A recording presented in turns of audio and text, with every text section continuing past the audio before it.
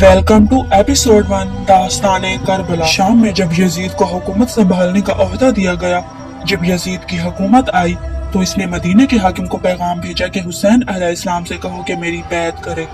نہ صرف یہ کہ یزید اپنی مرضی کا دین نافذ کرنا چاہتا تھا، اپنی ڈیفینیشن کی شریعت نافذ کرنا چاہتا تھا، بلکہ یہ چاہتا تھا کہ امام حسین علیہ السلام بھی اس کی پیروی کرے۔ امام حسین علیہ السلام نے بیعت سے انکار کر دیا۔ ساتھ ہی انہوں نے ایک اور فیصلہ کیا۔ کربلا تو 10 محرم کو ہونی تھی، یہ کون سا دن تھا؟ 28 رجب کا دن ہے۔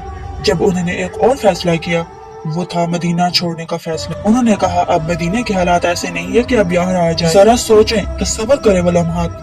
جس مدینے کی گلیوں میں حسین کھیلے ہیں، آج وہی مدینہ اپنے اہل و عیال سمیت چھوڑ کر جا رہے ہیں۔ نانا کے روزے پر گئے، الوداع کیا۔ حسین جانتے ہیں کہ ہم واپس نہیں آئیں گے۔ صرف نانا کا روزہ نہیں چھوڑا، جناب فاطمہ الزہرا السلام علیہ کی قبر کو بھی تو چھوڑ کر جا رہے ہیں۔ اب حسین نانا کے روزے کے ساتھ ساتھ ماں کی قبر پر بھی آئے الوداع کہنے۔ 28 رجب 60 ہجری اتوار کی رات تھی۔ امام حسین علیہ السلام مدینے سے روانہ ہو گئے۔ اب مدینے سے جا رہے ہیں، اور مدینے سے کس عالم میں جا رہے ہیں، کس شان میں جا رہے ہیں، ایک ایک کر کے سب سوار ہو رہے ہیں۔ جب جناب زینب کبریٰ کی سواری کی باری آئی تو آواز دی گئی، مدینے والوں اپنی نظریں نیچے کر لو، علی کی بیٹی سوار ہونے جا رہی ہے۔ ایک طرف سے حسین چلے، ایک طرف سے عباس چلے، ایک طرف سے علی اکبر بڑھے، جناب زینب کبریٰ کو سوار کرنا ہے۔ ایک یہ منظر ہے مدینے سے روانگی کا کہ جناب زینب کس شان سے نکلی ہے، ایک اور منظر ہے کربلا سے روانگی کا، عاشورہ سے روانگی کا۔ یہاں پر تو جناب زینب کو سب نے سوار کروایا، وہاں جناب زینب سب کو سوار کروائے گی، اس لیے کہ حسین نہیں ہوں گے،